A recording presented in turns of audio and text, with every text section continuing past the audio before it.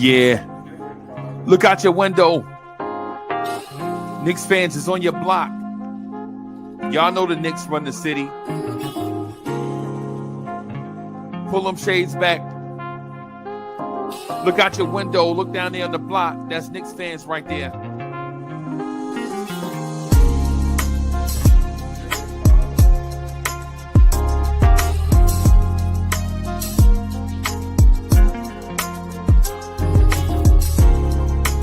It's about that time.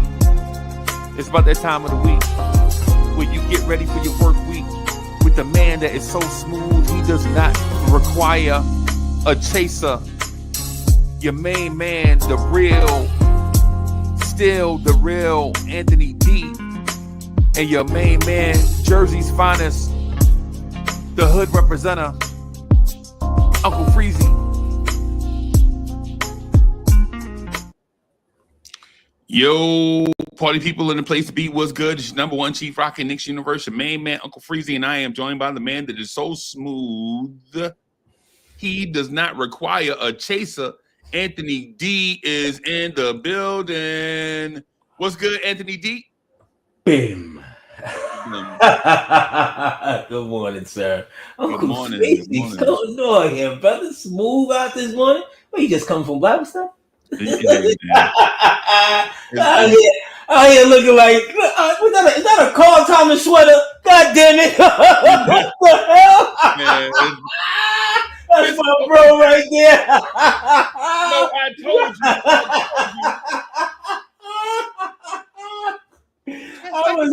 you. You need to dress like an adult. Why you you smooth out, baby boy. What? Man. Absolutely. Bro, somebody told me I need to dress like an adult, bro. Well, that somebody is extremely important. Yes, extremely. Absolutely. That was my what? I got a couple of them still right now, baby. What? Smooth. Yeah, man. The Carl Thomas, can't go wrong with that. Yeah. Slacks, whatever. The Black Street, Black Street, Carl Thomas. Yeah. Salute to the chat. Good morning. Thank you for joining us, King Ibert. Did you say you was drunk last night? Delano, salute everybody as you can hit them up as you coming on in. Absolutely. Let's get it. Yeah, hit him up says, how you get 500,000 subscribers that fast? 500,000 subscribers? What the fuck? That's what we do. Wrong channel, boss. You on the wrong channel, boss. 500,000 subscribers, bro. We gonna do what we do. Slow and steady. Yeah, man. Up the hill. Like the train. I think I can. There, baby. Oh, yeah. Damn, we gonna make it. we gonna make it. We just need like an old bad boy rap group to talk about how the struggle is real, but we gonna overcome it. We'll name the title of the song will be "We Gonna Make It." For real, sir. So where we are this morning? Let's pick it up. Yeah, let me get into this thing. Yes, indeed. Let me get into this thing. I got you. I got AD. Let's get into this, y'all. Here we go.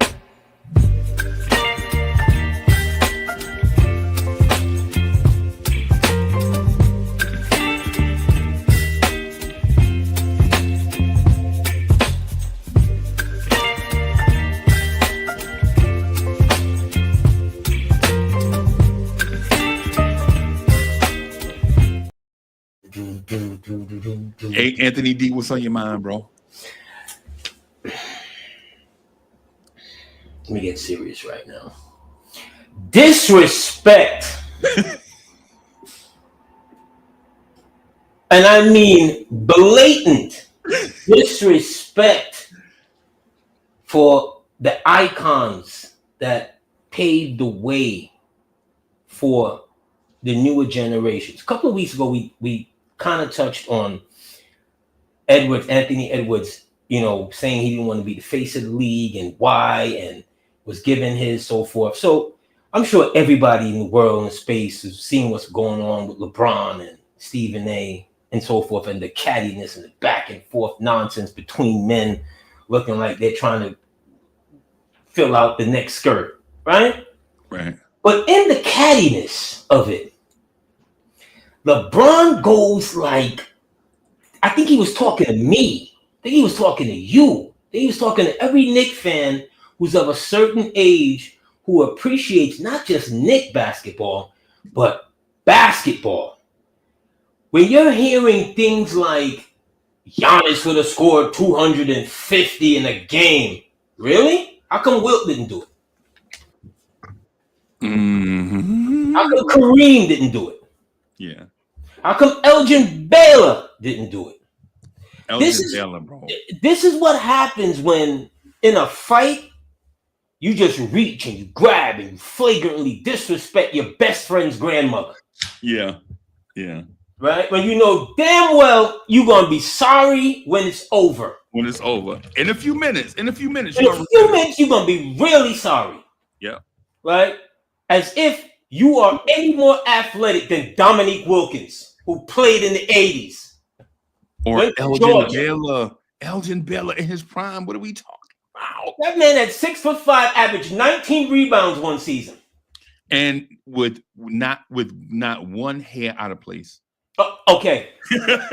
That man was so smooth. He grabbed 19 boards, and his hairstyle looked like it would look like it did before the game started. Like, what are we doing? Over the years, I've heard him say things and take shots at people who he thinks might have not shown him the respect, the Barclays and whoever, the talking head might be and so forth, without ever taking a step back and like, you know what? These people done said 99 great things about me, but the one thing they said, I have a major issue with it. Right. Why? Why are we so sensitive, young man? Yeah. 22 years of greatness, right? Is it because you'll never erase Michael Jordan out of our memory? Right. Is it because you'll never erase Kobe Bryant out of our memory? You're never going to erase Kareem, Bird. You think you was giving it to Bird? You think J.J. Barrera was guarding Larry Bird in the biggest moment of a game? A man half his size? Why? We shouldn't be able to look at your moments of when you've come up short and be like, here's the reasons why. I'm not talking about the personal stuff, you and your son and whatever. We don't chopped up that already. Was my kid and I could get him there to play on the highest, biggest stage of the game? Absolutely, I want him there.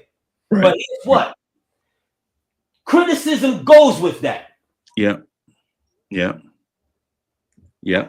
You understand me? When Michael Jordan, before Game 3, went to Atlantic City against the Knicks, it made major news.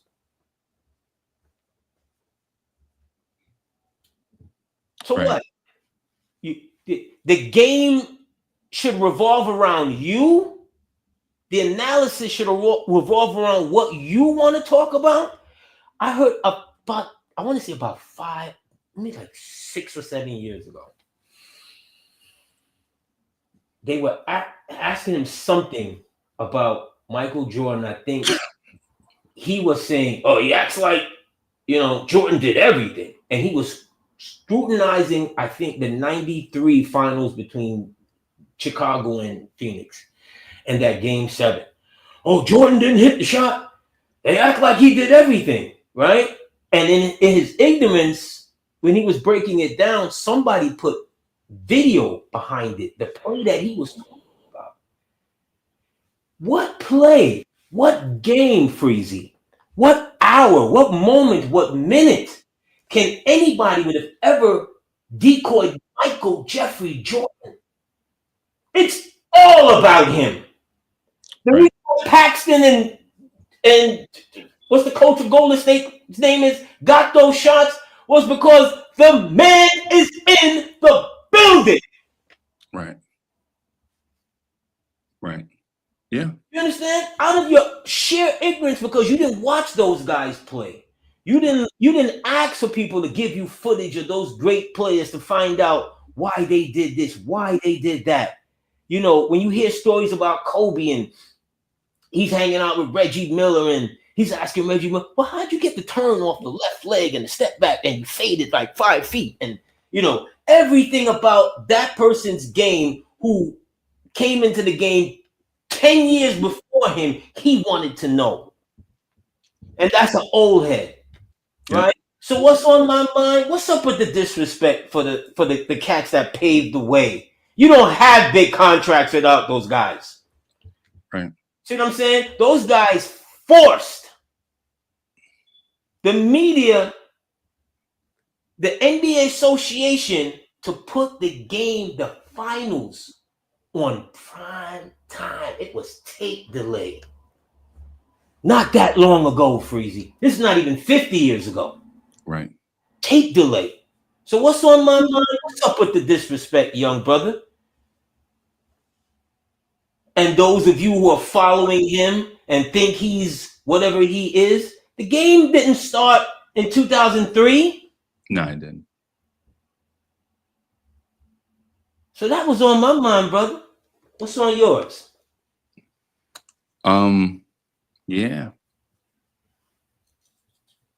Duly noted.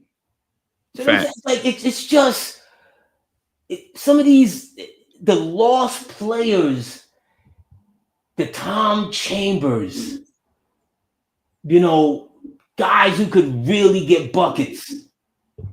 Was he a great defensive player? No. No.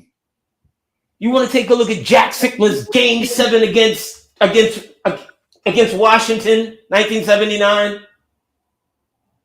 I think he had 27 and 20.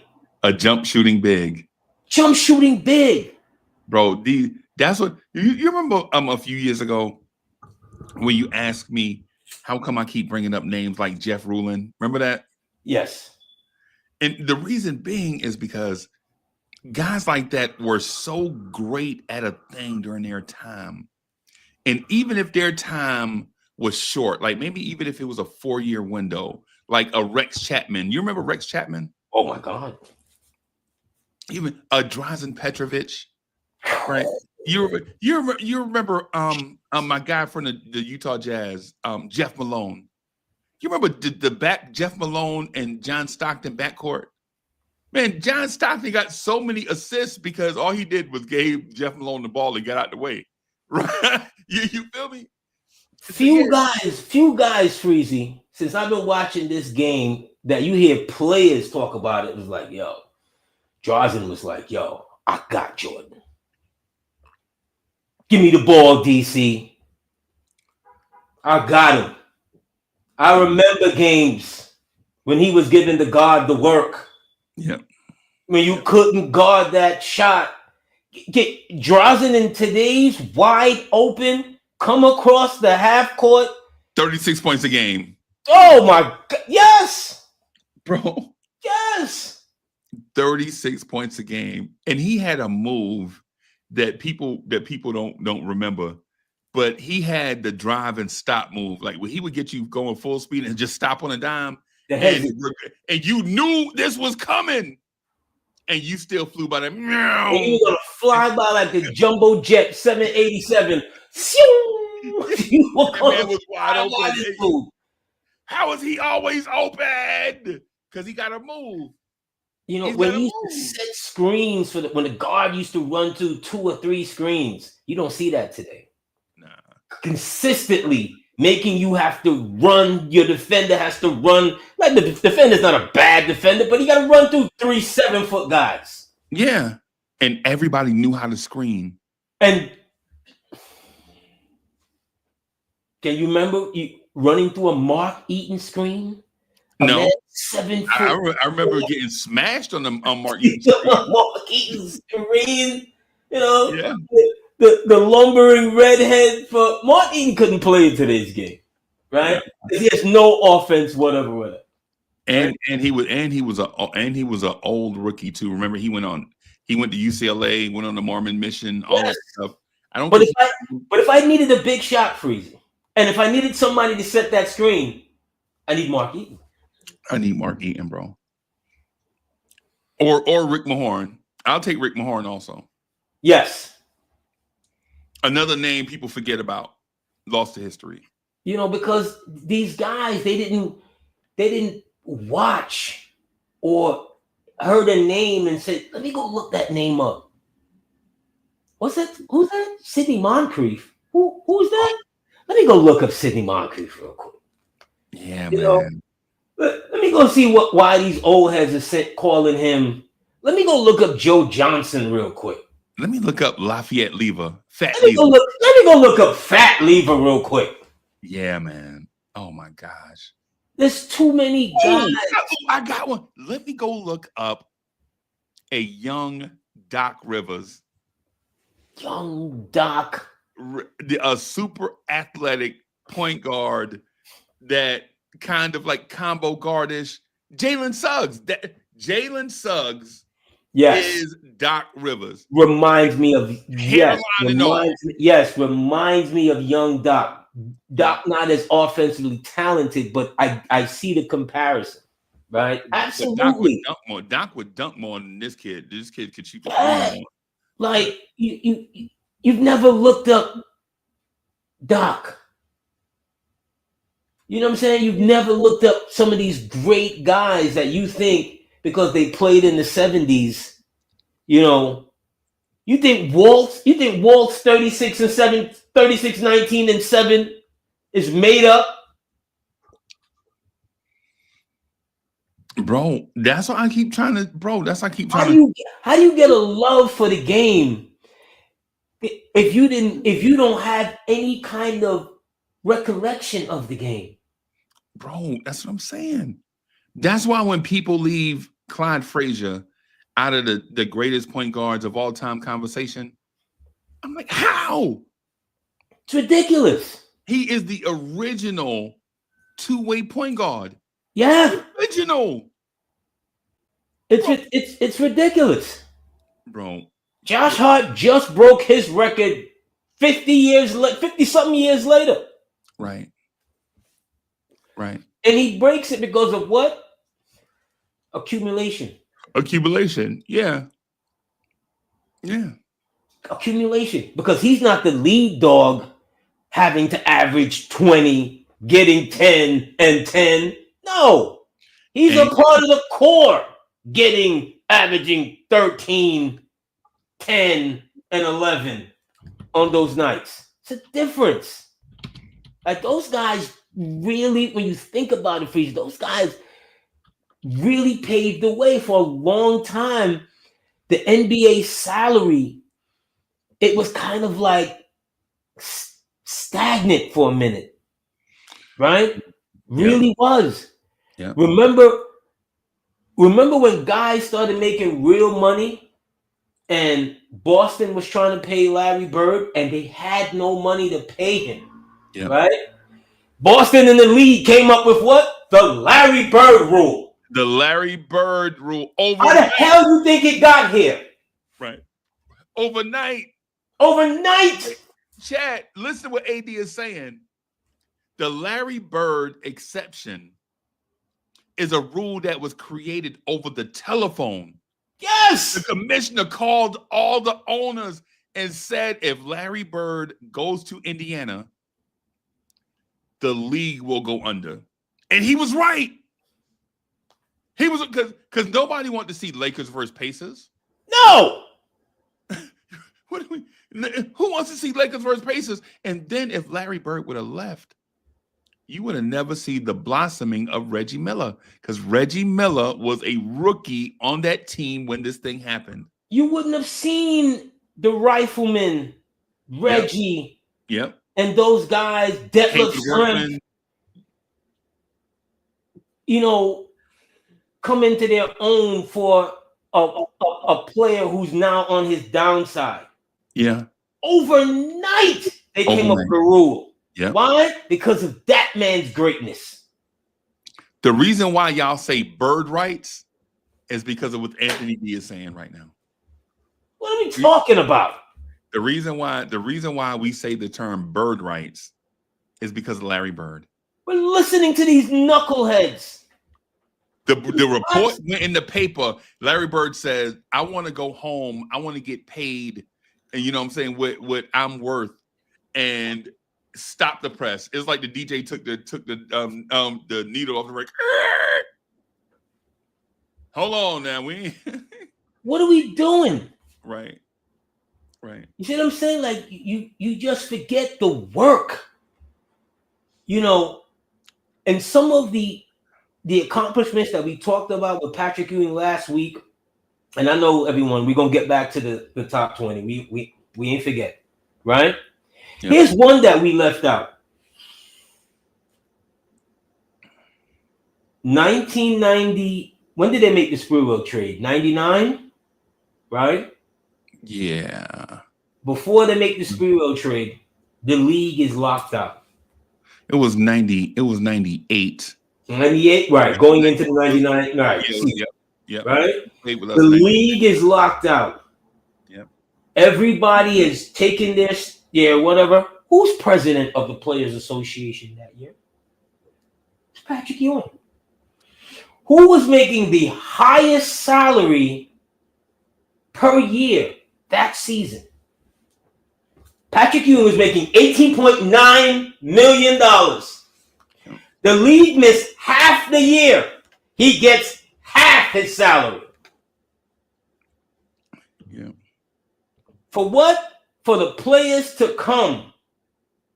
So you can start getting the 100 million, then the 200 million, now the 300 million. Now we're looking at, the 4, the 5 is right around the corner. By the time we're sipping applesauce, it'll be $1 billion players. How will you get there if it wasn't for the old school guys? It wasn't for the old school guys. Let me do this though. I gotta do this, AD, because one of my favorite Knicks of all time has a birthday. Had a birthday yesterday, and so I want to play the joint, man, to my guy. Y'all know how much I love Clyde Frazier, right? So y'all already know, right? I'm gonna play this joint right here, man. Just enjoy this real quick, y'all. One of the league's magnificent clutch performance. Walt, look at them unis. This Clyde basketball, he let us play with it. I want to talk to the legend. Once you learn words, you can kind of become like a rapper. You can kind of rhyme anything that's going on. So what you saying? They're dishing and swishing. What? Penetrating creative. It's my Clyde. I'm fresh to death when I dress in my Frazier. I'm tailored with the suit and tie. Player. From head to toe, man, I'm so clean. Balling out, looking like I'm on the Knicks team. I'm 365, fresh fly with different gear. Clyde, what that mean? Different outfit every day of the year.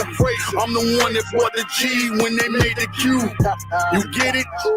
That's another suit. Yes. My Knicks logos, colors orange, blue. That first NBA player that brought the rolls through. Fedora on when they label me the style guard. That MVP all-star playing point guard. 1975, you better check the ride. With no tailors or Nikes, I had the Puma glides. I'm custom made, living like the NBA pro man. I stay fitted, get Victor, I need some more hands. My dress code stayed normal like a fashion show. So when I step on the run, I gotta walk slow. So daddy cool when I move in a slow rush. And my closet side look like I stepped on the city bus. I'm fresh to death when I dress in my Frazier. I'm tailored with the suit and tie. Player. From head to toe, man, I'm so clean. Balling out, looking like I'm on the Knicks team. Walt Frazier? Who's Walt Frazier? Oh, Clyde. Nobody calls him Walt. You know, everybody calls him Clyde. Fire. That's my guy, bro. Jay Boogie. He does it again. Salute the closer. Salute to one of the greatest Knicks ever. Happy 80th birthday. Salute to the God, Walt Clyde Frazier. Walt Clyde. He's meant so much to so many of us. You know what I mean? From his beginning, his career, the Pumas, the style, Clyde's wine and dine. Miss having that joint around for newer Knicks fans they closed that spot a couple of years ago, but yeah, because of COVID, they just didn't recover. right? You know, so you had, you know, he's meant so much. Championships, you know, the game sevens, just what he gave to the city, what we're still searching for to this day. Yeah. There's only few of them that's ever went to the mountaintop. And as the years go on, we lost the captain. You know what I'm saying? We've lost, Dave. We lost Dave years ago and so forth. And, it's a special moment that those guys, those legends are still around. Fall back, baby. You know what I'm saying? Yeah. That man whose career since the Knicks, he become a PhD and a doctorate of education, and so many of these accomplishments after the Knicks. Those guys, if you look at those guys, they went on to do great things.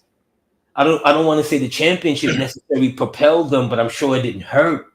Yeah. Yeah. And they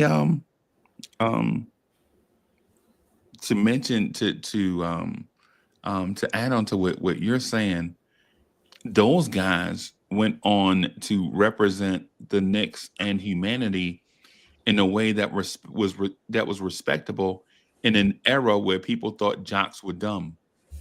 Like people legitimately thought athletes were just dumb jocks.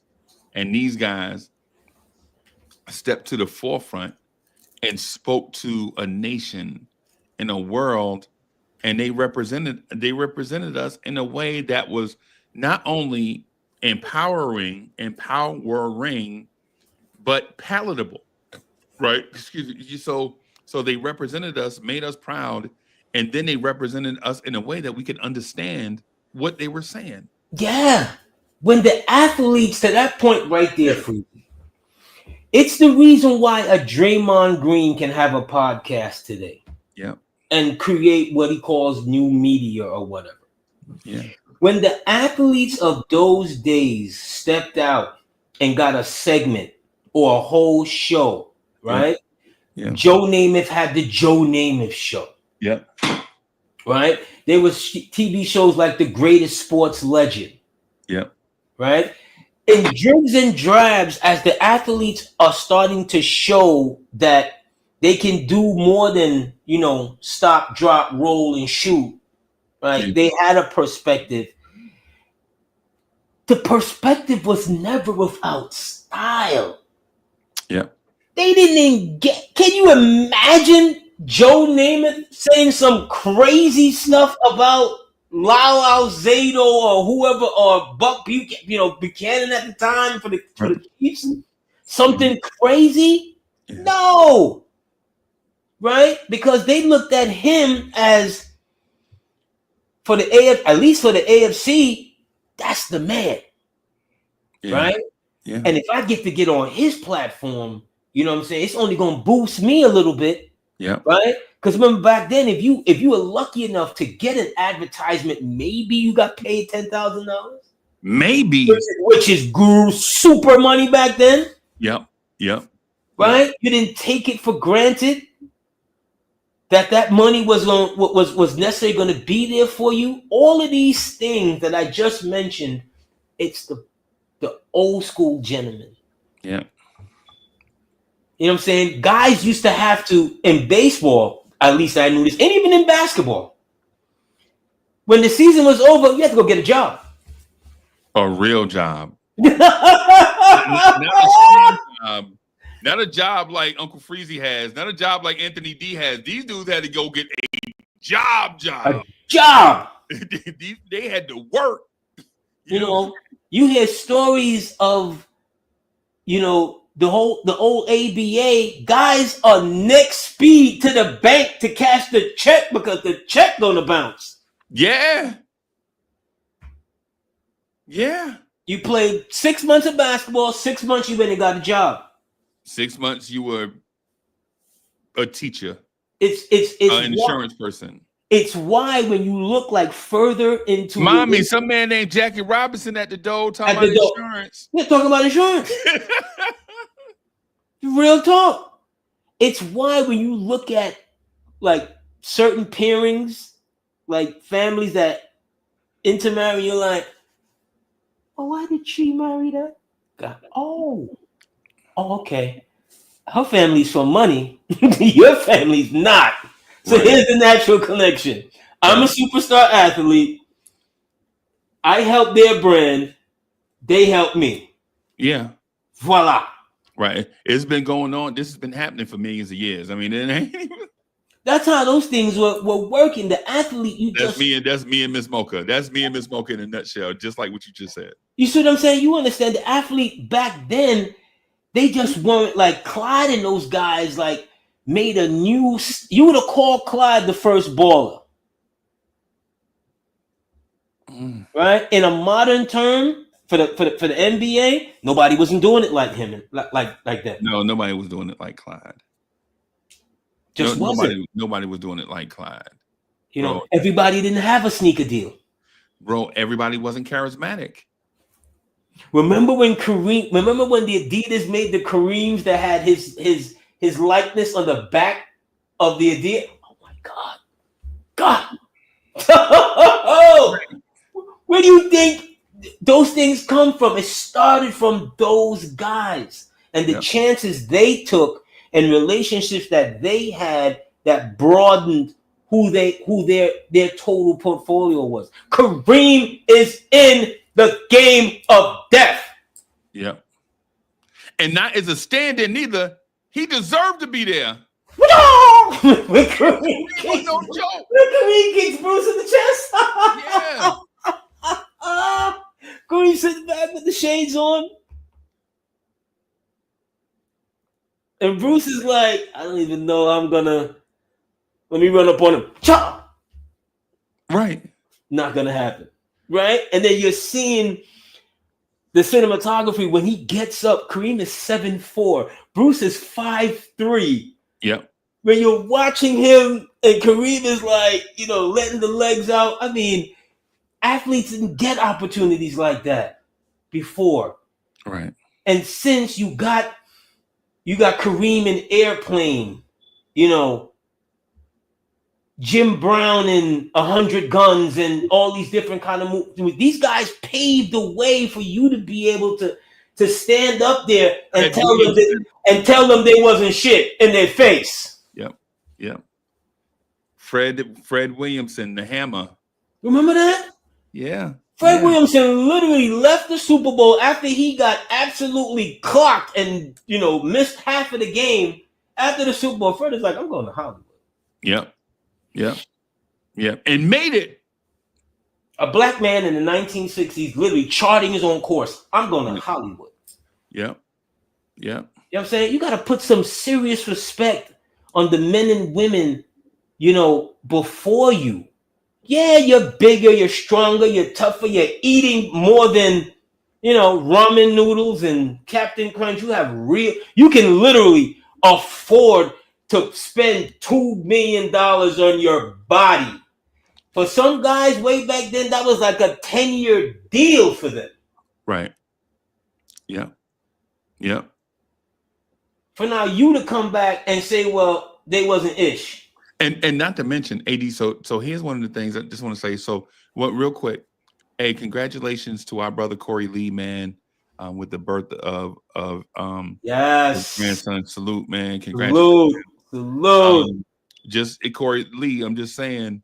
So the grandbaby is on the clock. We already got a draft pick with his name on it. Boom, boom. Salute to Corey Lee. Also wanted to shout out Jay Boogie, and wanted to say just real quick, what AD is saying about like these guys, man. The game has come so far, right? Like the game legitimately has come so far where you're talking about an athlete charting his own course. It's not even about just the athlete, but AD is using the athlete for an example, and I agree. But when you're a man, a minority, and and you're growing up, because in the 20s, when you're in your 20s, you still don't know nothing. You know some stuff, but you're not there. No disrespect to the viewers that are in your 20s, but when you look back, when you get in your 50s and you look back on your 20s, you'll be like, man, I ain't know nothing. I was just a young whippersnapper. And AD is saying that those guys then in their 20s, early 30s, were making life-altering decisions, and they didn't know if the risk they were taking was gonna pay off for them in the long term, or if it was gonna backfire. But they chose to take that risk anyway because nobody before them took that risk. There was no blueprint. There was no blueprint. There was no blueprint for Jim Brown to take his athleticism and leave it to become something more than just an athlete. At age 29. Yep, because for a lot of them, being an elite athlete was their only way out. Right? I give an example. Give an example. Sonny Liston. Sonny Liston's story. Right. I know people may not like Sonny Liston, especially after how Muhammad Ali painted him in order to get to the championship. But it's theatrics, whatever. Sonny Liston's path was marred by just being like a regular street dude trying to survive, trying to be something other than what his parents were. And so did he make some mistakes? Yes. Did he do what he had to do to survive? Absolutely. When he got the belt, did he earn his way to a championship? Yes. Right. After that, did he do some things that kind of look cloudy in history? Yes. Right. But my guy legitimately went from being a sharecropper son. He could have been a sharecropper too, but he chose not to. Right? Chose to go on this path. And then before you know it, he's a heavyweight champion of the world, and people are not exalting him like they did with the Bronze Bomber, right? You know, or any. He wasn't celebrated, right?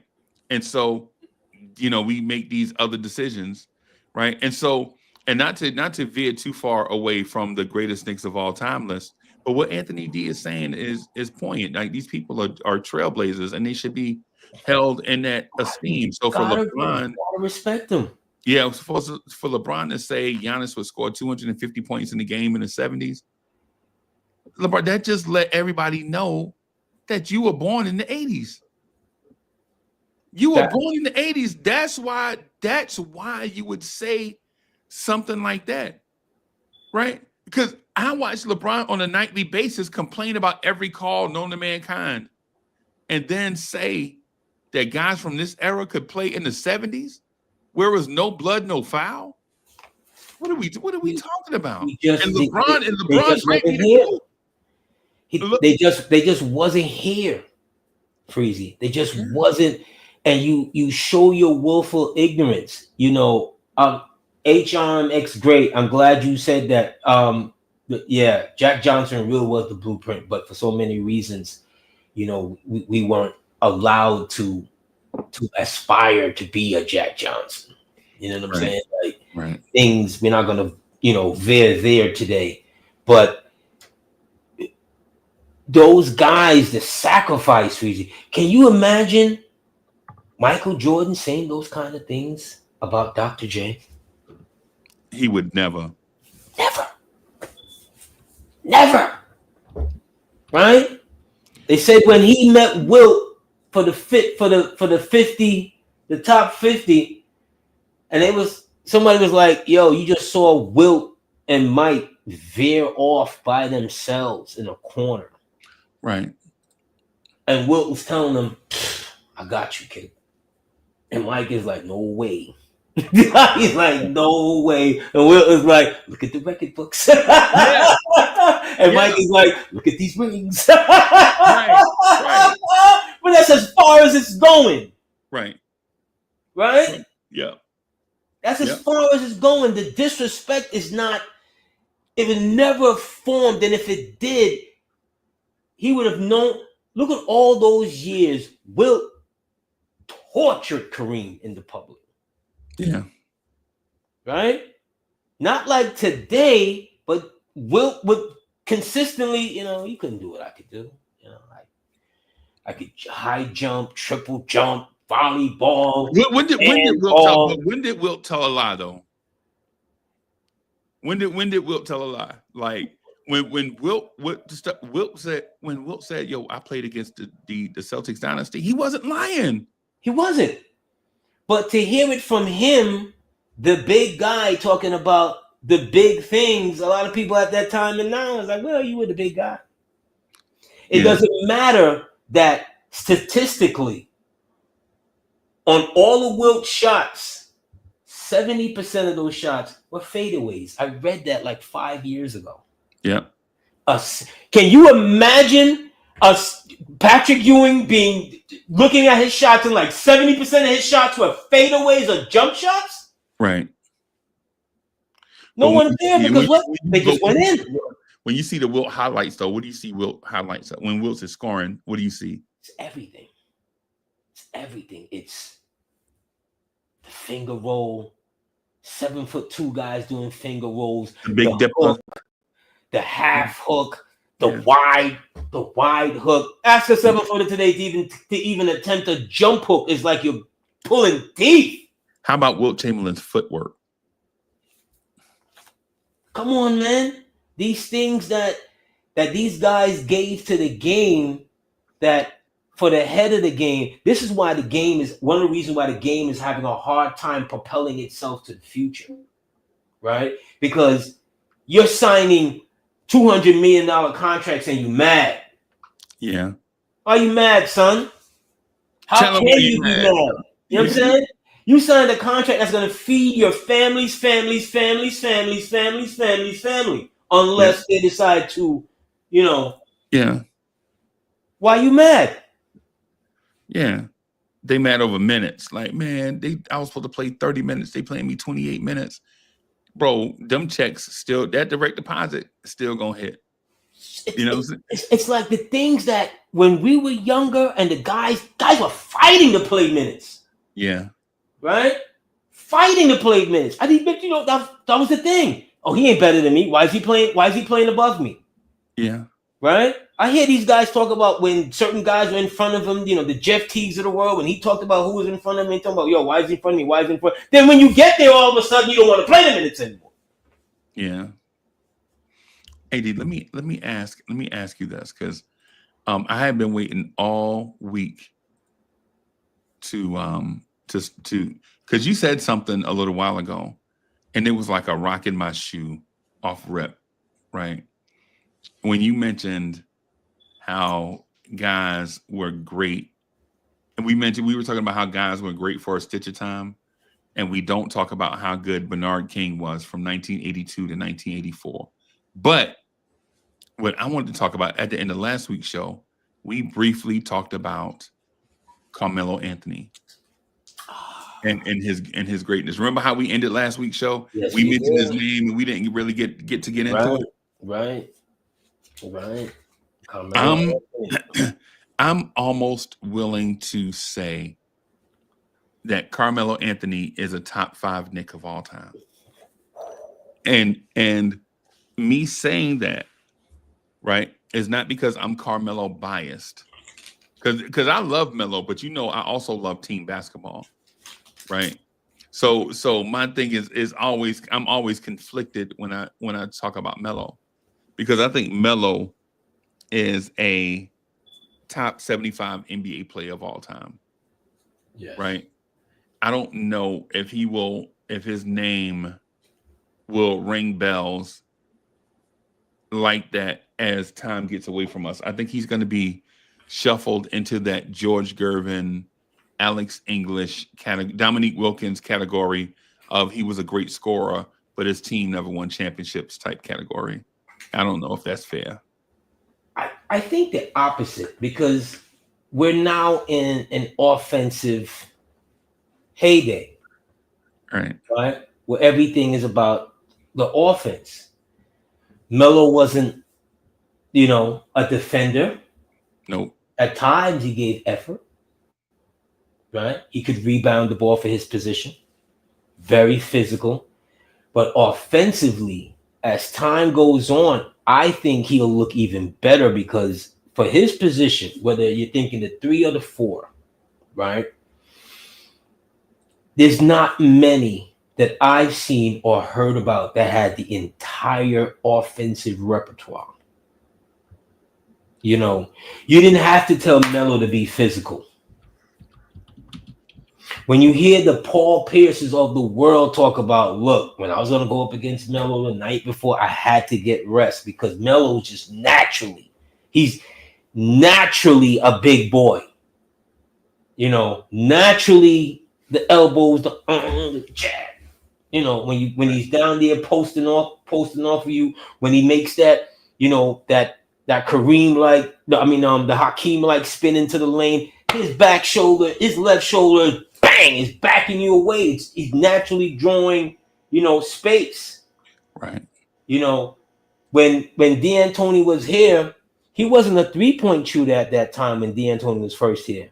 Right. But because D'Antoni's style, all of a sudden he realizes I step out a little further, I got that shot too. Why shoot a 20-foot fadeaway when I can shoot a 22-foot jump shot? I got that too. What do you want? You want off the dribble? You know, you want me to go, you know, at 6'8", 6'9", 250? I could do that too. Whatever you want from a straight scoring perspective, Melo can do it and not get tired and continue. Just put it on you. Because it was his will to do these, like Bernard. Yeah. He could physically impose himself on a great matchup I used to love. Him against Tony Allen when Tony Allen went to Memphis. Yeah. Right? I mean, Tony Allen was Boston. Tony Allen is 6'4". Tony Allen is 6'4", right? But Tony Allen gave you everything. And Tony Allen is from Detroit. Yes. What up, though? Right? Give you everything. The first year Melo gets here, we're playing Memphis in Memphis. And I believe it's Allen who's guarding him. I'm almost certain it's Allen who's guarding him. When Melo hits that 3 or that deep 2 from the left side to win the game, and he walks off and he goes, that's what I do. That's what I do. Right.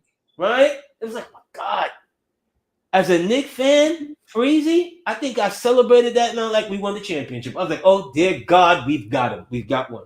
I think my guy Bernard is back. I think my guy Melo, and I'm going to say this is going to sound so disrespectful, but of all the performers you've ever seen, I think Carmelo Anthony is the Jackie Wilson of performers.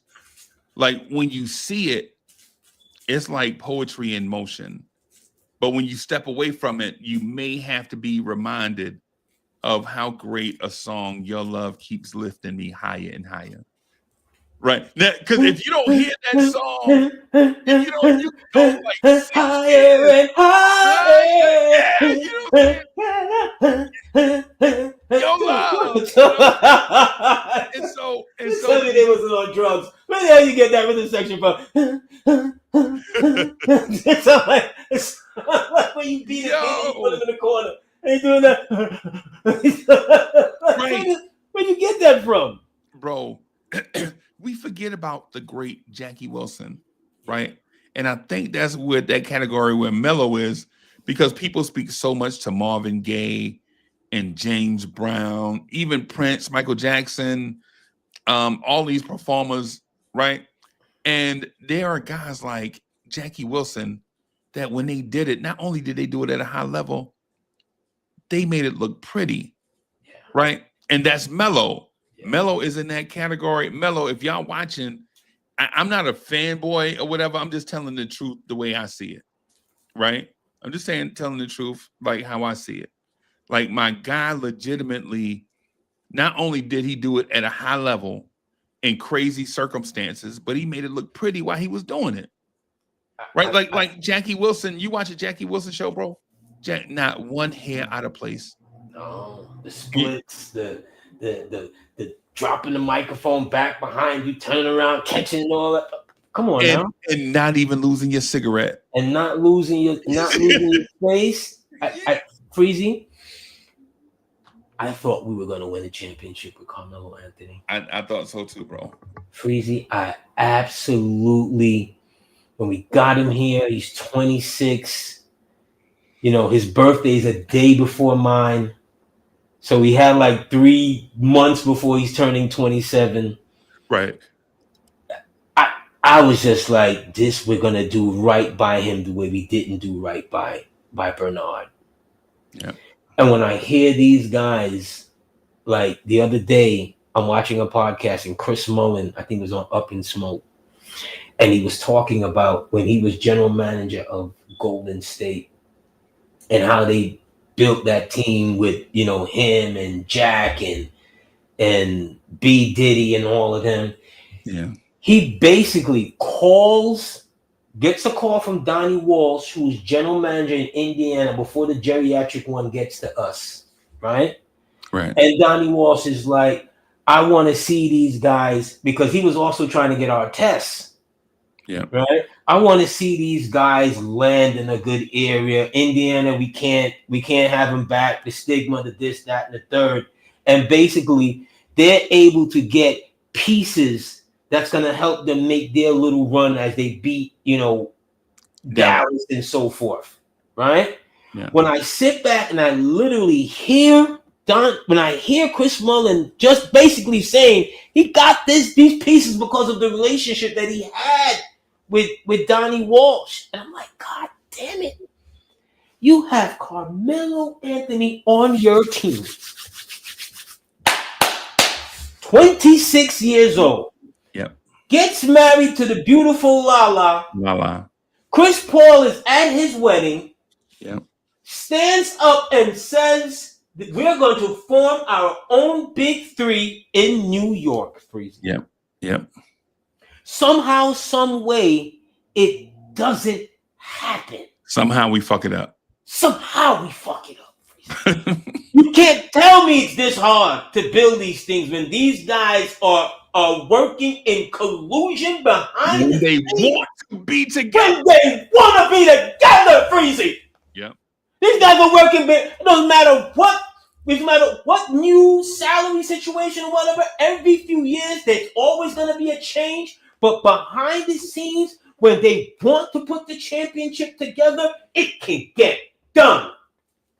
Right. For us, no. Somehow, some way, we fuck it up. How come we can't? Our general manager can't get on the phone and be like, you know what? You don't really need that piece over there. Yeah. He's gonna look. Why did you really need Big Rat Movement? Right. Like, how come you wasn't able to finesse that? Right. And so the thing is for Melo, let me first say this, everybody. So the league changed offensively 3 times with Melo in the league. Now remember, when Melo entered the league, this was the Pistons were dominant. This is the 04 Pistons championship run. They had been knocking on the door for so long. Half court sets looked crazy.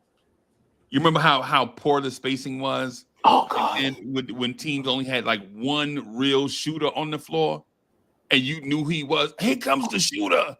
Here comes the judge. Here comes the judge. Here comes the shooter. At that time, the league just valued scorers, not shooters, right? And so if you could score in the half court, man, if you could get in that mid range, man, you know what I'm saying, do your little Kobe thing, your Mike thing, or if you Vince Carter, you could score in the Carmelo into the league in that era, right? And then as Melo, now mind you, that's one era. That's a distinct era of offense. And then it progresses to the Steve Nash, Mike D'Antoni, everybody keep up with the Italian offense is what I'll call it. The Porsche offense is even though Porsche's not Italian, I know Porsche's German, but that style of offense, right? Assalamu alaikum. Yeah.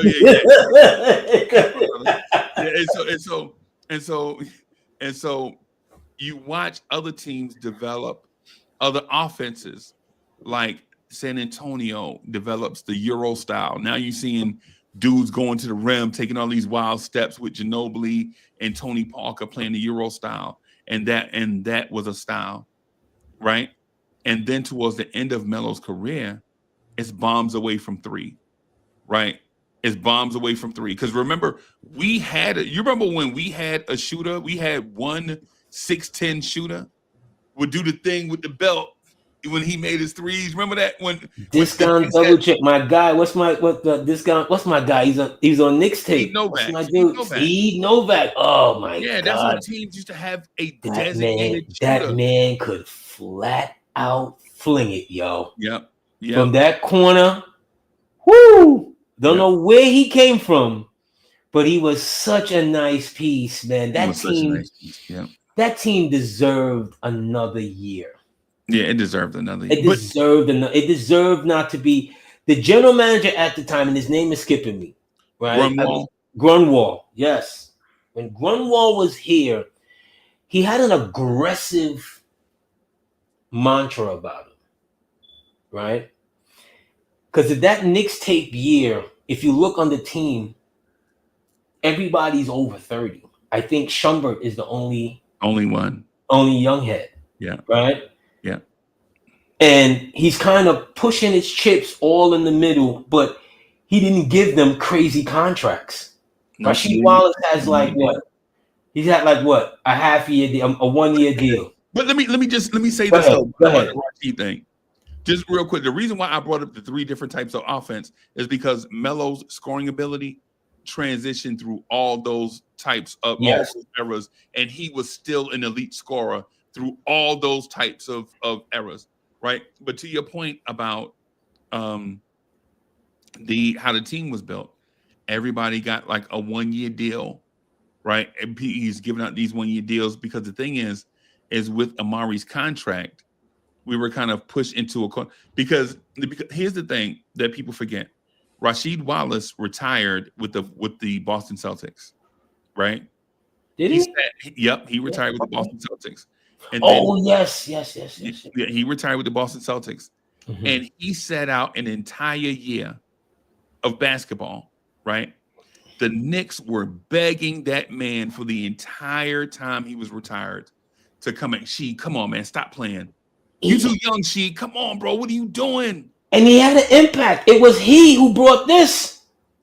Yes. The three to the dome. It was he who brought that. And it came from out of nowhere. I didn't poke myself in the eye one night. So it's the night that JR hit the winner in Utah. On the oh my God! After three shots, I don't even know what my eyes. I didn't poke my eye.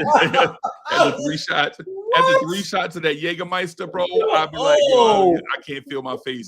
The thing to the dome? No, he had it in. Well, how many games has she played? Really? What 10? And then he actually played 37 games. Yeah, he played 37 games with us before. Before he broke his foot? Right. Yeah, 37. I know they were trying, because I saw him one night in the back when I was in that when they remade it, and you could see him with the boot thing walking around. I'm like, oh, this is not gonna last. Yeah, this is No, but he made an impact. But back to Melo. Melo was just, I harbor ill will. Oh, he played 21 games. AD, I'm sorry, 21 games. Okay. I didn't think he played a whole lot, but I know he had a big impact. But I still harbor ill will and how some fans treated Melo at that time. Yeah. When Jeremy Lin came around. Yeah. And I remember just having major arguments with people. I'm like, you have one of the greatest players in today's game. Rasheed was retired 2 full seasons too, by the way. 2 full seasons when he came back? Yeah, before he came back with the Knicks. Yeah. Go ahead, bro. I'm sorry. And watching them treat him, I was saying some really foul things about Jeremy Lin at the time, because I was not for him personally, just talking about like from whence he came. Like, this is Carmelo Anthony. And you're basically showing him the door for a guy that played 7 games. Right? It was the craziest thing. Over an electric 7 games. Yeah, it was an electric 7. Yes. Some of the greatest experiences. He's living off of it till today. Of course. Right? Of course. But Carmelo Anthony, NCAA winner with Syracuse. Yeah. Right? Great rookie season. Great. Just kept getting better and better and better and better until he got to us. And even with us, those first 3.5 years, excellent play. Yeah. We were just walking him out the door. Yeah. All for 7 games. For a man that said, as we were going into the playoffs, that he was 85%. Yeah. What are we doing? What are we doing? Like, how our memories, it's like, it's really that, what have you done for me lately? The man sprains his ankle and we're looking for to push him out of the team. See, but that part ain't really, it's fair and unfair to Melo. I think the circumstance is the part that was done unfairly. Because I understand what I'm saying to you, AD, is I agree with you, but I think Carmelo was a victim of the circumstance, not just a specific targeted malice towards Melo. Okay, if it was, I'm not cutting you, Freezie, but I am. If it wasn't that, Freezie, why does D'Antoni go into Knicks management office and is like, you better trade Melo for Deron Williams or I'm out of here? And Knicks management is like, I guess you're out of here. Right. It's personal. That part of it, that's going to happen. Because once he puts Jeremy Lin in to run his version of the pick and roll, the cluck, chuck, and duck, he didn't want Melo back in that lineup. No, that's not one. No, that's not the part. That's Okay, not the part. The part that I'm saying is the roster was so inconsistent. Yes. Okay. In that time that Melo needed legitimately help. And then when we saw Jeremy Lin show up from out of the blue, a lot of us were excited for the help that Melo would be getting. Now, here's the thing. A lot of us were like, is Melo going to allow this guy to help him? That was our question, right? Because I love Melo. I love Melo, right? My thing is, Melo at the time didn't seem like a guy that wanted help offensively. Melo was a scorer. And anybody that disagrees with that, y'all should look at the Chauncey Billups interview on Carmelo, because Chauncey Billups played with Melo in 2 different places, right? He played with him in Denver and in New York. And Chauncey would say stuff like, on a lot of nights, you didn't know if Melo wanted to win or if Melo wanted to get 30, right? Now, whether that's true or not, that's what Chauncey Billups said, right? I'm just going to go by what that man said. With Jeremy Lin, upon his arrival, it wasn't just Lin's arrival, but now all of a sudden, Tyson Chandler is getting 3 lob dunks a game at the rim. And you're like, yo, I forgot Tyson Chandler can jump out the gym, right? And then all of a sudden, you have a tall backcourt of Jeremy Lin and Landry Fields, and Landry Fields start knocking down this thing called, and trust me, this is innovation right here.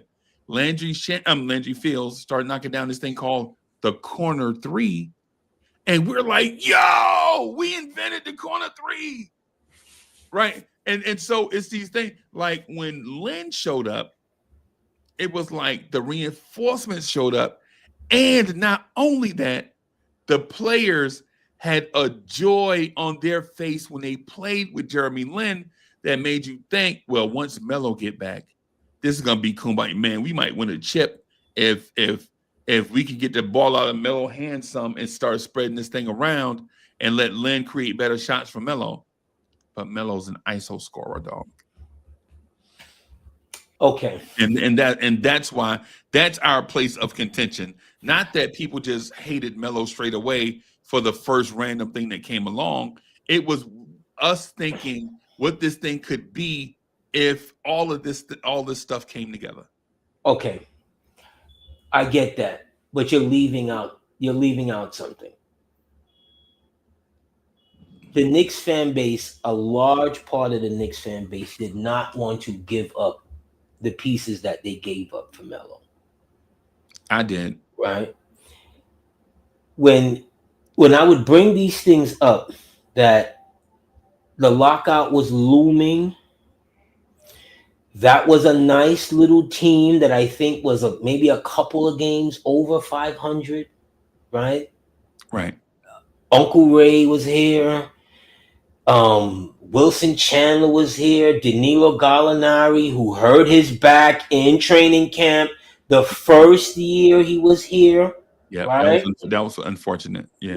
When D'Antoni called him the greatest shooter he had ever seen, putting crazy amount of pressure on this kid. He was right. Before he had ever played an NBA game. We were calling him Larry Bird, remember? Absolutely. Yeah. You know, Mozgov, who we barely saw, right? Those guys, and can I put a pin? Can I just absolutely come on in, bro. And Mozgov, remember Mozgov was our second option.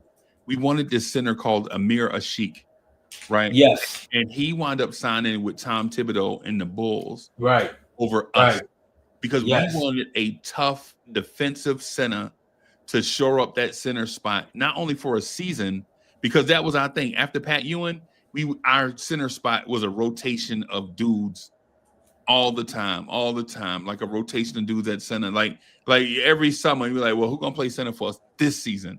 Right. And so when we get Mozgov, they're like, yeah, he's not the defender of Ashik, but he does have a little offense.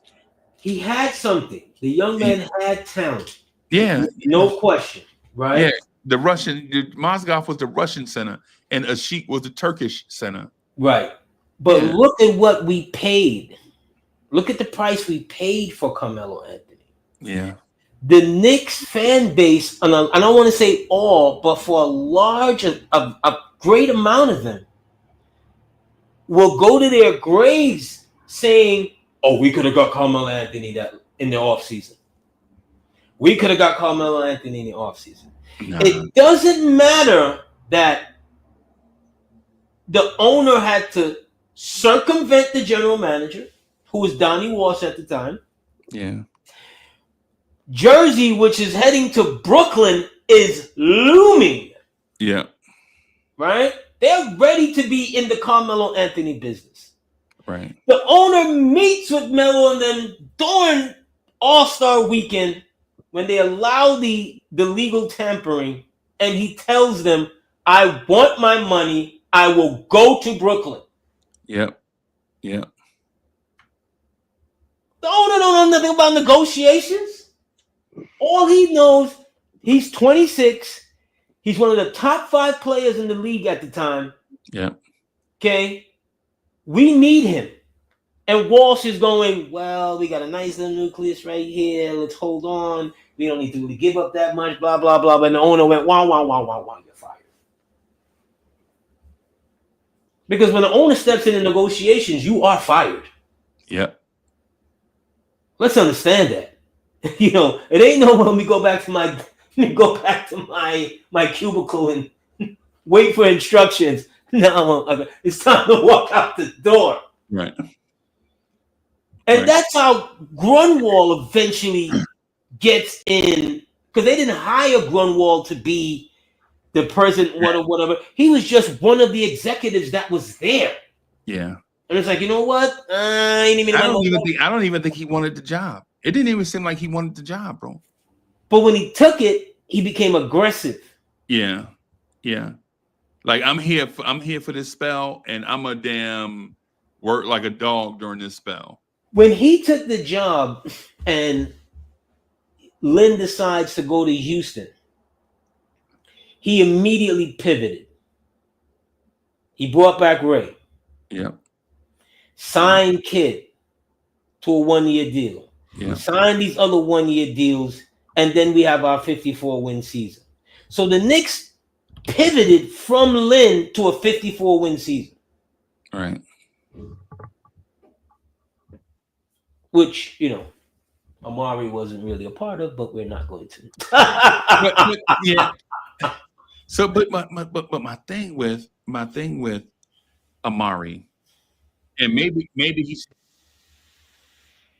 but my thing with Amari is this: he came here like Randall. He came here when nobody else wanted to come to New York, when New York was a joke, right? And he gave us, the one thing about Stat, you can say whatever you want to say. That man played hard while he was here. And if you remember, do you remember the names of the guys that were playing with Amari when he was here? It's horrible. It's horrible. Bro, that's what I'm saying. It's horrible. Amari, he played, we got 3/4 of one season from him on a 5-year contract. Yeah. Right? That's another thing when you put the feather in Melo's cap as far as his situation here. Lynn is gone. Amari is gone. Guys are hurt. The playoffs are right there. Melo drags the team to the playoffs. Yeah. Facts. I always bring up, look at his March and April numbers in the first 3 years when he's here. Right. Bananas. And this is where players get tired and worn down, by the way, everybody. When it's time for the rubber to meet the road, Amari's hurt. Look at his second best player on the team is Tyson Chandler. Tyson Chandler is not an offensive guy. And he is hurt. And he is kind of hobbling. Melo puts the team on his back. Remember, Tyson Chandler had the I think it was the back stuff going on. This is the year you're talking about. We lost to the Pacers in the playoffs, right? No, that first year is when we lost to Miami in the first round. Okay. Right? When the players basically did a D'Antoni revolt and they stopped listening to him. Yeah. I think they lost 4-1 that first year or something like that, and then. They go out and start, they bring in the Ray Feltons and bring back Ray and blah, blah, blah, blah. But when the story of Carmelo Anthony, especially here in New York, like I said, at that moment in time, fans were really still rebounding off of the fact that they traded Wilson Chandler. I love Willie C. I named him Willie C. Could do it all. Good young player. He's not Carmelo Anthony. Look at his injury record when he gets to Denver. Who are we talking about? Wilson Chandler. I know who? Okay. Look at Gallinari's injury record when he gets to Denver. Yeah. It's like fans, we fall in love with these guys, but then we lose perspective of its entirety. Well, fumbling and bumbling on my words, like of what really happened. The Melo trade can be broken down into this simply. We traded a bunch of NBA dudes for 2 Hall of Famers. Right? Now, you can feel about that any way you want. You could say, well, 8 players for 2 Hall of Famers. I'll take that deal. Nah. You talking about what Chauncey Billups brought to this team, bro. What Chauncey brought to this organization, it wasn't the same as what Melo brought, but it solidified our point guard position. You remember it when made us dream. Remember that Easter Sunday. Remember that Easter. Yeah, I remember. But remember that Easter Sunday after the trade when they made the trade and they played Miami that Easter Sunday when Amari had the block at the end of the game on LeBron. Yeah, it was we're here. Yeah, I'm sure every Knicks fan that Easter Sunday was like, wow, We are here. If Chauncey, if we can get Chauncey healthy, keep Chauncey healthy, right? Yeah. Amari was healthy-ish at the time, and we got Carmelo, right? Here we go. Right. We know what happened game 1 against Boston. Chauncey blows out his knee. You know, Amari going into game 2 decides he wants to do trick dunks before the game. Yeah. Hurts his back, and away we don't go. This is history. Yeah. AD. You know, Carl Thomas sweater. Yeah, we're coming up on 10 plus. We're coming up on 10 plus years of that. I got a closet full of these, bro. You know what I'm saying? I got. You know, I'm gonna have to wear mine next Sunday for real. Yeah. You ain't gonna outdo me here on these airways. No, sir. Yeah, no, I know. I'm the 7th member of New Edition, bro. Y'all know yeah. that. I'm the 6th temptation, bro. Y'all know that, man. Stop, man. I can't. So we have solidified Melo on the top 20 list. Let's add one more name before we wrap up. Let's add one more name before we wrap up, just for consideration, right? So we have basically all of the no doubt people here: Clyde, Willis, Bernard, Pat, Carmelo. All right, so in that next category of, and I'm not saying they're not as impactful. What I'm saying is they may not have been here as long, or maybe the results that they gave may not have been as high as these guys. What players should we add next that we know about, that we've seen play? Okay.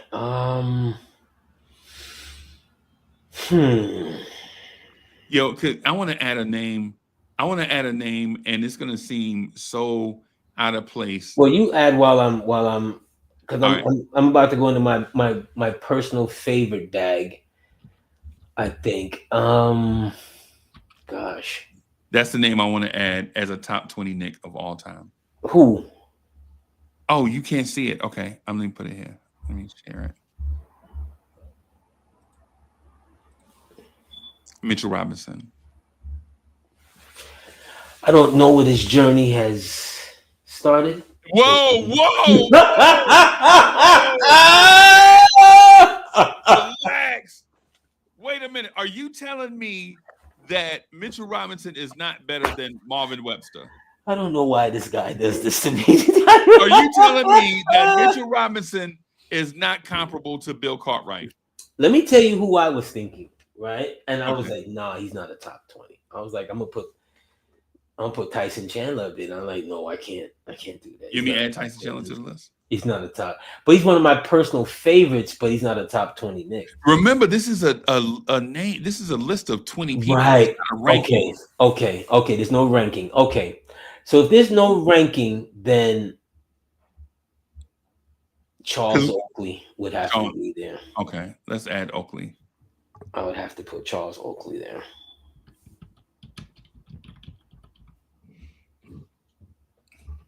Did you really say Mitch Robinson, sir? Yep. Please tell us, humble fans, as to your reasoning for Mitchell Robinson, a top 20 Knick of all time. Yeah. See, because the thing is, even though stats matter, do they really? Right. Somewhere Eddie Lee Wilkins is like, I got better numbers than him. Yes. Eddie Lee Wilkins is like, I got better numbers than him. But the thing about that though is, who is that? When you say Eddie Lee Wilkins, you know what people are saying? Who is that? Oh, so it's a notoriety thing. No, it's not just that. What I'm saying is there are some people. Like I'll give you an example. Jamal Crawford, right? Jay Crossover is a popular name because he's really media savvy, right? Right. But the thing is, with Jay Crossover, was he really that impactful as a Knick? Or was his impact NBA based?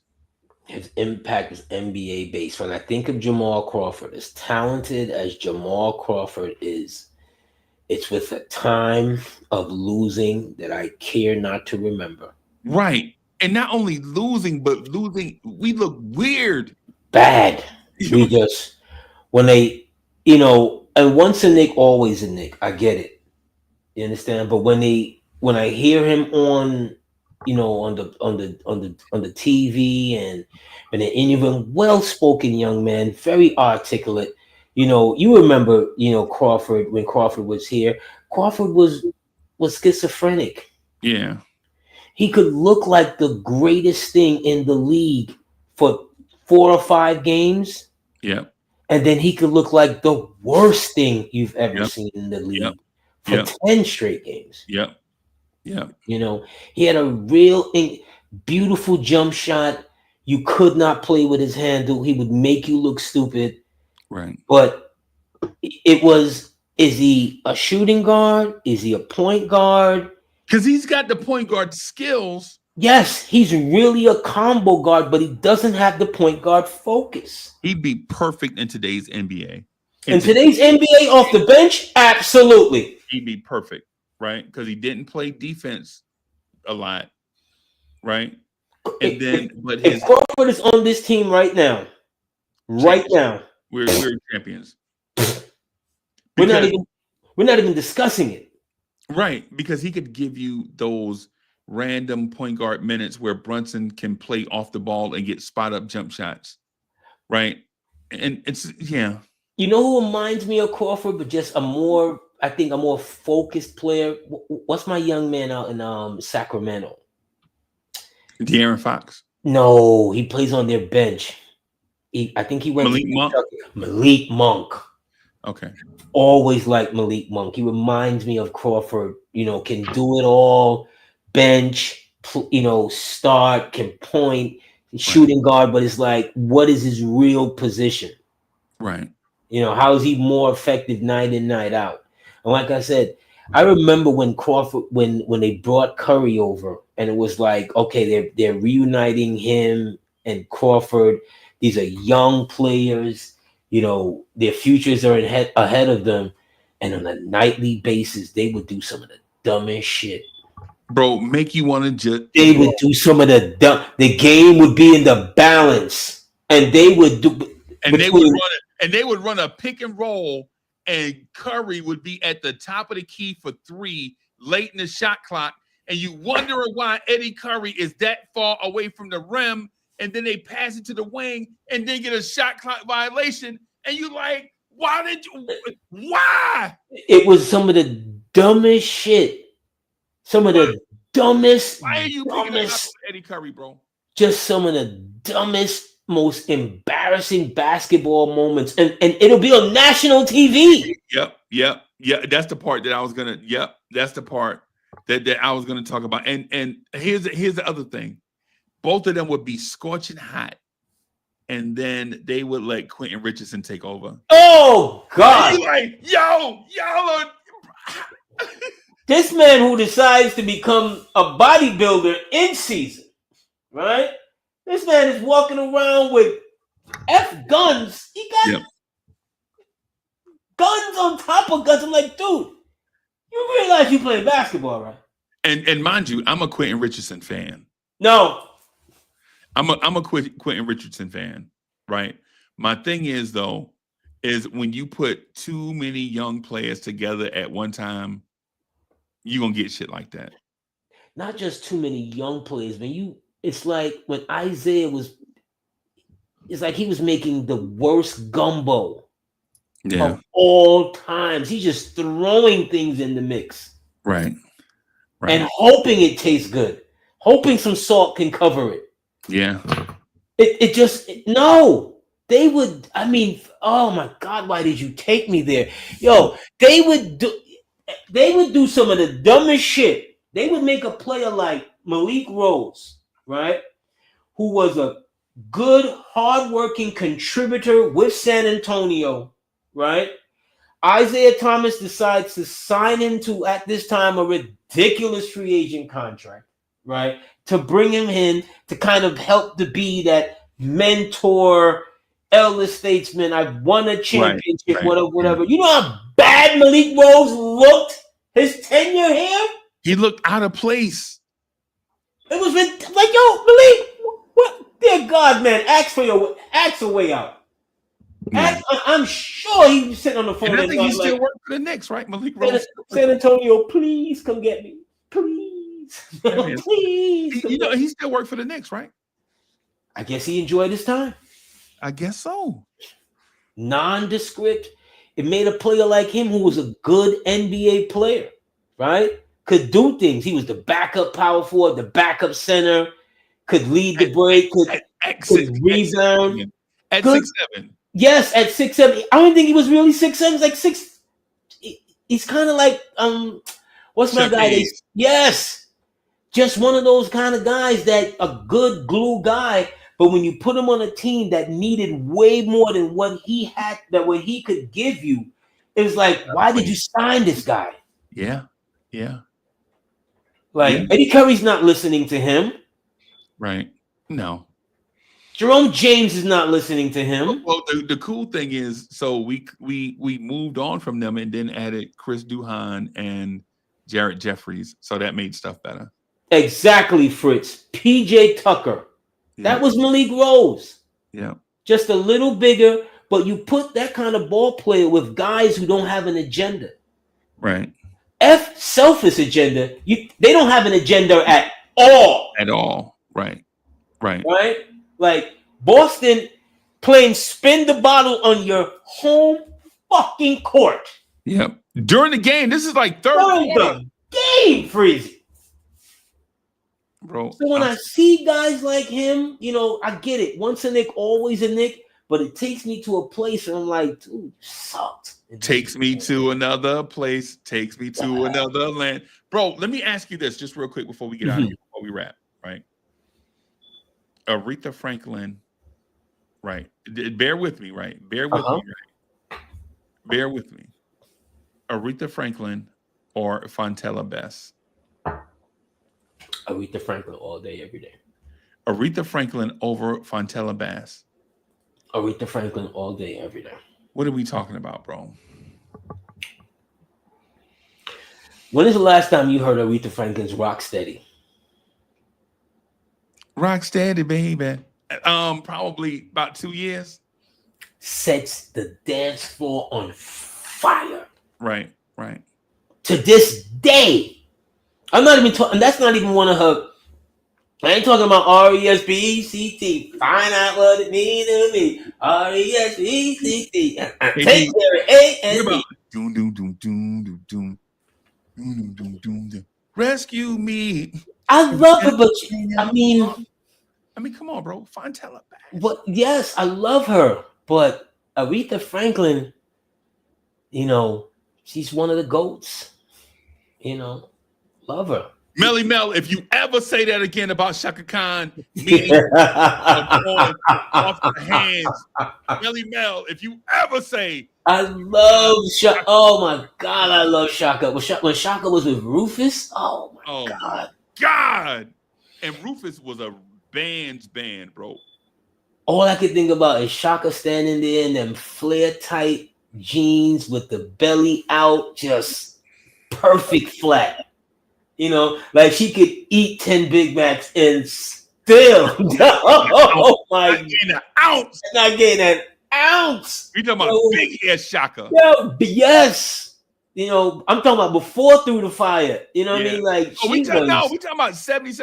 We talking about Tell Me Something Good, Shaka. Yes. Bro, oh my God. She was on fire. It hurt me during the pandemic. When she was doing her verses, I think she was doing with Regina Bell and so forth. I'm like, how you gonna let her go on stage like that? Like, you see, she's not feeling well. How you gonna let her go on stage like? But Regina, I think, carried the day. She was able to save the show. But Shaka Khan is just Shaka. Melly Mel. Well, let's leave it there, Freezie. Thank you, people. Knicks Nation, for joining us again on another Sunday. We don't know where this journey started, but we know where it ended. It ended with you. Look for me and Freezie in the whirlwind. Garvey. Look for us in the whirlwind, everybody. Yeah. Look out your window. Knicks fans is on your block. Y'all know the Knicks run the city. Pull them shades back. Look out your window. Look down there on the block. That's Knicks fans right there.